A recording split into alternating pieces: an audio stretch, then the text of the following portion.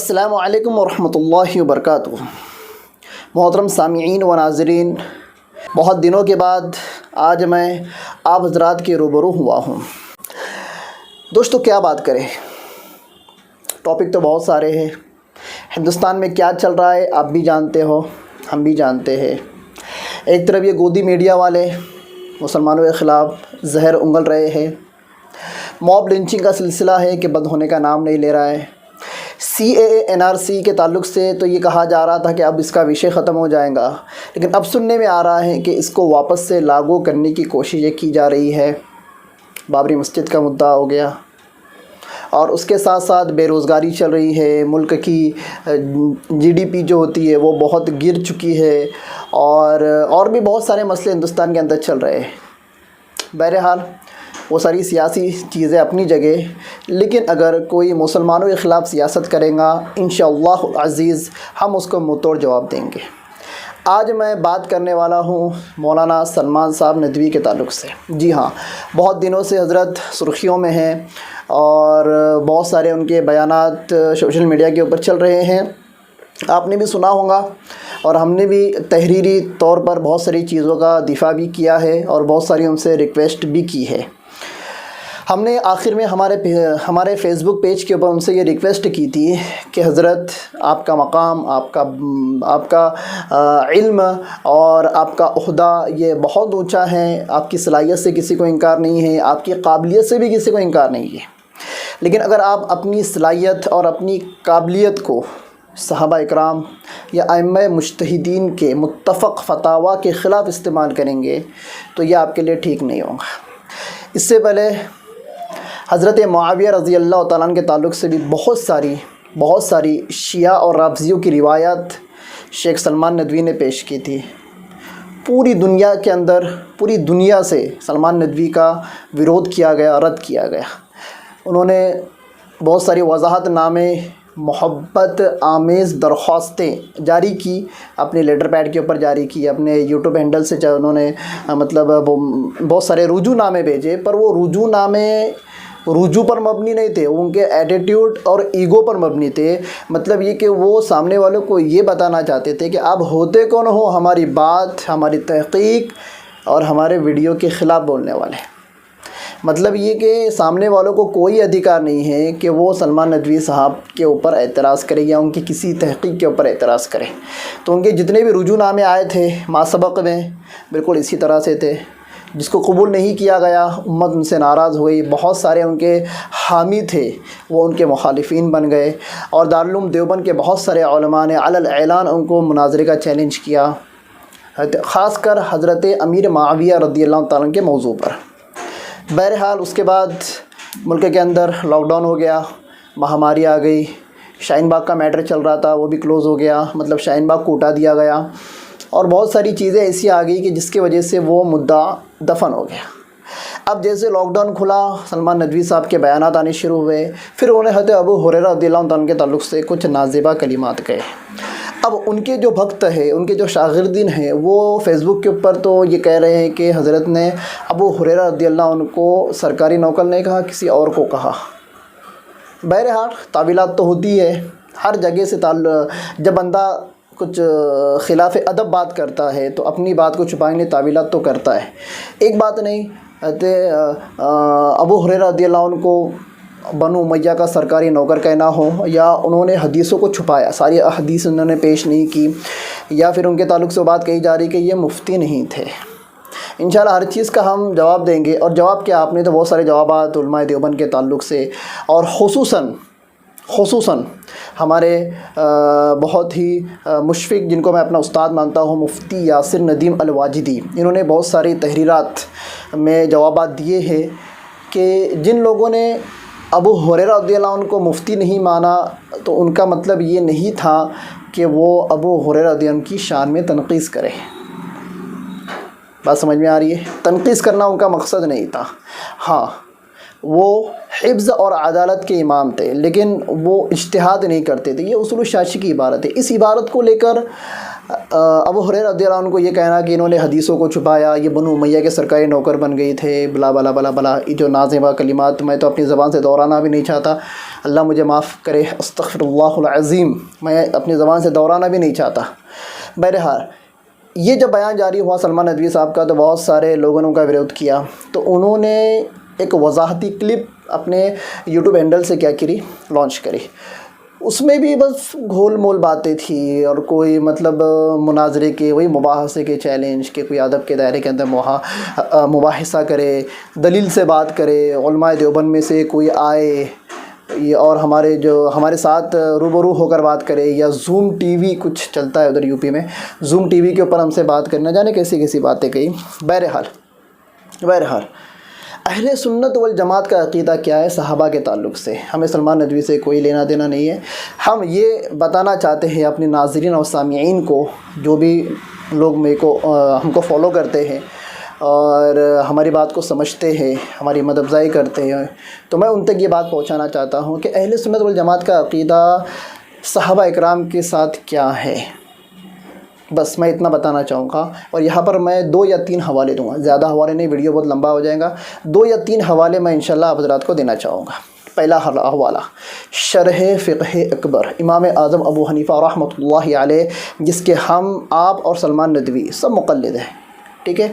ان کا عقیدہ ہے تولاہم جمیعا، کہ ہم سب سے محبت کرتے ہیں اور سب صحابہ کو ہم ایک نگاہ سے دیکھتے ہیں، ان کے اندر ہم تفریق نہیں کرتے۔ ہاں، ان کے فضائل اوپر نیچے ہو سکتے ہیں، کسی کے زیادہ کسی کے کم، لیکن عقیدے کے اعتبار سے سارے صحابہ ہمارے نزدیک بالکل کیا ہے، برابر ہے، سرابر ہے۔ ملا علی قاری علیہ رحمہ شرح فقہ اکبر کی شرح کے اندر لکھتے ہیں، کیا لکھتے ہیں میں آپ کو پڑھ کر بتاتا ہوں۔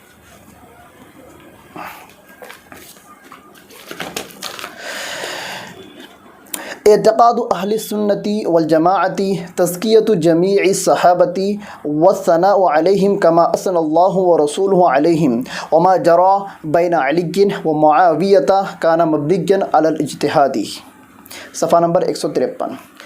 کہتے ہیں کہ اہل سنت والجماعت کا عقیدہ، یہ کون کہہ رہا ہے؟ ملا علی قاری رحمہ کہہ رہے ہیں۔ کس کی کتاب کے شرح میں کہہ رہے ہیں؟ امام اعظم ابو حنیفہ، جس کے ہم اور آپ مقلد ہیں، ان کی کتاب کے حوالے سے یہ کہہ رہے ہیں کہ اہل سنت والجماعت کا عقیدہ یہ ہے کہ صحابہ اکرام کی تعظیم اور تکریم کی جائے، اور صحابہ اکرام رضی اللہ تعالیٰ عنہ کی تعریف ایسے بیان کی جائے جیسے کہ اللہ اور اللہ کا رسول صحابہ اکرام کی تعریف بیان کرتا ہے۔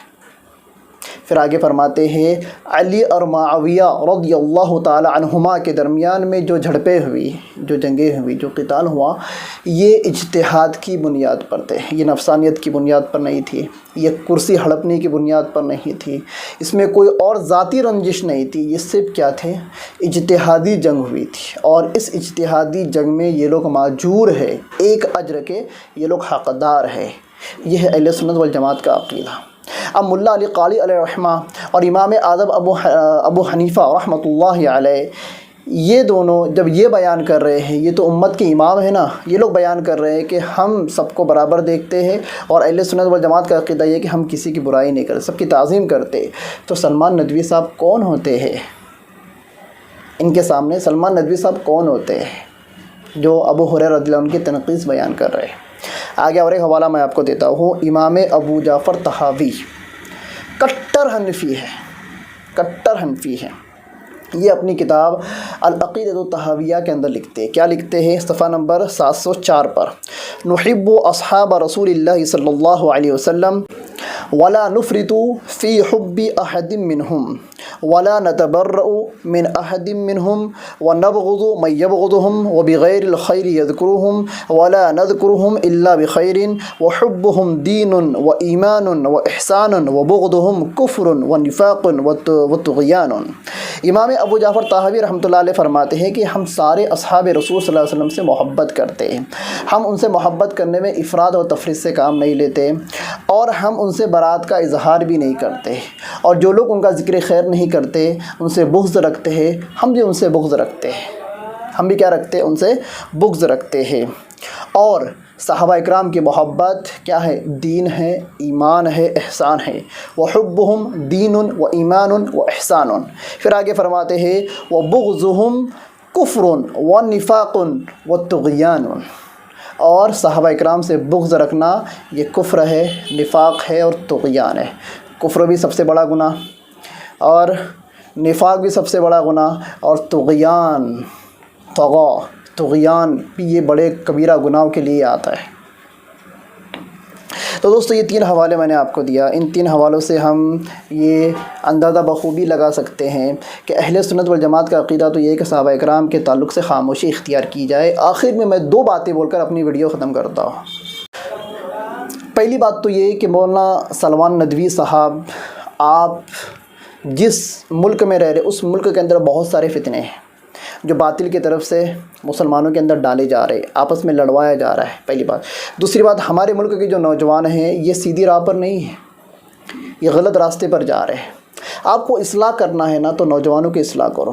یہ جو معاشرے کے اندر جو برائیاں جو پیدا ہو رہی ہے، نت نئی برائیاں جو عروج میں آ رہی ہے، آپ ان کو ختم کرنے کی فکر کریں۔ آج بھی بہت سارا امت کا طبقہ نمازیں نہیں پڑھتا ہے، روزے نہیں رکھتا ہے، زکاتیں نہیں نکالتے، آپ ان کی اصلاح کی فکر کریں۔ بہت سارا طبقہ ایسا ہے جو داڑیاں نہیں رکھتا ہے، یہودی لباس پہن کر گھومتا ہے، آپ ان کی اصلاح کی فکر کریں۔ آپ کے پاس یوٹیوب ہے، آپ کے پاس سوشل میڈیا ہے، آپ گھر میں بیٹھ کر بھی ان کی اصلاح کر سکتے ہیں۔ ویسے تو آپ کے درس چلتے ہیں، تفسیر کے درس چلتے ہیں، حدیث کے درس چلتے ہیں، تو آپ اپنی توجہ ادھر مرکوز کریں۔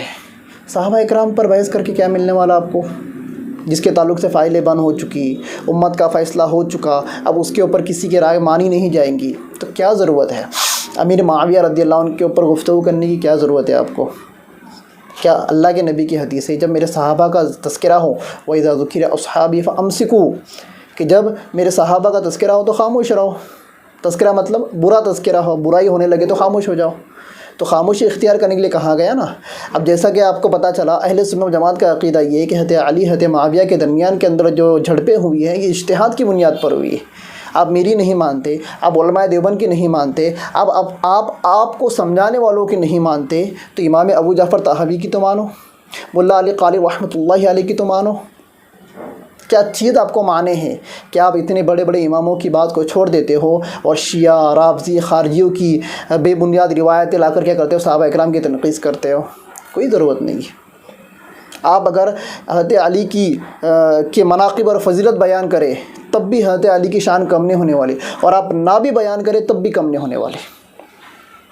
ہاں، جیسے کہ آپ کہتے ہو کہ میں حسینی ہوں، میں اہل بیت سے تعلق رکھتا ہوں، بہت اچھی بات ہے۔ آپ حسینی ہو، آپ کا تعلق حضرت حسن اور حسین کے گھرانے سے ہے، آپ ان کی اولاد میں سے ہو، اس کا مطلب یہ نہیں کہ آپ امیر معاویہ رضی اللہ عنہ کی جو اولاد ہے اور امیر معاویہ رضی اللہ عنہ کے حواری جو آج ہے، جو ان کے خاندان والے آج ہیں یا پہلے تھے اس زمانے میں، یا خود امیر معاویہ رضی اللہ عنہ، حضرت علی سے اور حضرت حسین اور اہل بیت سے محبت کرنے کا تقاضا یہ تھوڑی نہ ہے کہ امیر معاویہ کے ساتھ بغض رکھا جائے۔ ارے یہ باتیں تو آپ تو خود ایک استاد ہو، آپ مدرسے میں پڑھاتے ہو، آپ نے اپنے طلبہ کو یہ سب باتیں سمجھانی چاہیے، پر ہم آپ کے طالب علم جیسے ہیں، ہم آپ کو یہ ساری باتیں اگر سمجھائیں تو یہ تو ایسا ہی ہوگا نا کہ ہم کسی سورج کو کیا دکھا رہے، چراغ دکھا رہے۔ آپ کی صلاحیت، آپ کی قابلیت ہم مانتے ہیں، ہم نہیں، پوری دنیا مانتی ہے، پر اس کا یہ مطلب نہیں کہ آپ ہٹ دھرمی پر چلے جاؤ، آپ اپنے اندر ایگو پیدا کرو، ایٹیٹیوڈ میں آ جاؤ۔ نہیں، امت کا جو فیصلہ، بہت ساری چیزوں کے اندر آپ نے خروج کیا ہے، آپ نے اعتزال کیا ہے، معتزلہ بن گئے۔ بابری مسجد کا مسئلہ ہے، استبدال وقف کا مسئلہ ہے، اور بھی بہت سارے ایسے مسائل ہیں جس کی وجہ سے آپ نے اہل سنت و جماعت سے خروج اور اعتزال اختیار کیا۔ اسی وجہ سے آپ کو مسلم پرسنل بورڈ سے بھی ہاتھ دھونا پڑا۔ میں یہ نہیں کہتا کہ آپ کو نکالا گیا، اور میں یہ بھی نہیں کہتا کہ آپ نے چھوڑا، بلکہ اللہ تعالیٰ نے آپ کو برطرف کر دیا، کیونکہ آپ امت کے حق میں بہتر نہیں کرے، آپ امت کے حق میں بہتر کام نہیں کر رہے تھے۔ تو میری آپ سے اپیل ہے، درخواست ہے، اور ایک شاگرد کے حیثیت میں آپ سے درخواست کرتا ہوں کہ آئندہ صحابہ یا ائمہ مجتہدین کے اوپر تنقید کرنا چھوڑ دیں، اور اگر کام آپ کو کرنا ہے تو بہت سارے کام ہیں، بہت سارے کام ہیں۔ امت کو مسائل بتائے، امت کو قرآن کی تفسیر بتائے، امت کو احادیث بتائے، جیسے کہ آپ بتاتے ہو۔ بتاتے رہے. اور جیسے کہ آپ نے وعدہ بھی کیا تھا کہ میں تنازعات اور اختلافی بحثوں سے دور رہوں گا، تو پھر یہ کیا بات ہو گئی؟ جب آپ کو رجوع کرنے کے لیے کہا جا رہا ہے تو آپ یہ کہہ رہے ہو کہ دارالعلوم دیوبند سے کوئی بندہ مقرر کیا جائے، کوئی عالم دین، کوئی مدرس مقرر کیے جائے، وہ میرے سے دلائل کی روشنی کے اندر بات کرے، ٹی وی کے اوپر آ کر بات کرے، کیمرے کے سامنے آ کر بات کرے، دلیل سے بات کرے، غصہ نہ ہو، طیش نہ ہو، غم نہ ہو. یہ ساری باتیں کرنے کی ضرورت کیا ہے آپ کو، جب آپ کے پاس ایک میدان ہے؟ میں آپ کو ایک میدان دیتا ہوں، اب اس میدان میں کیا کرے؟ کام کرے. تو انشاءاللہ اس سے امت کو فائدہ ہوگا. اور آپ کے جو حواریین ہیں، آپ کے جو بھکت ہیں، جو فیس بک کے اوپر علماء دیوبند کے خلاف کام کر رہے ہیں اور پروپیگنڈے کر رہے ہیں، آپ ذرا ان کو بھی تلقین کریں کہ یہ نہ نبی کا طریقہ تھا، یہ نہ صحابہ کا طریقہ ہے.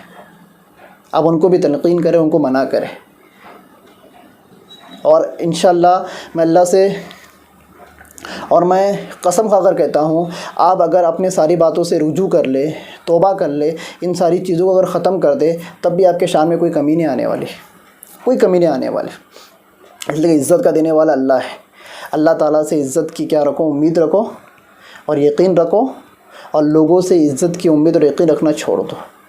جیسا کہ کہا جا رہا ہے کہ آپ شیعہ والوں کی شیعہ لوگوں کی بہت طرفداری کر رہے ہو، بہت طرفداری کر رہے ہو.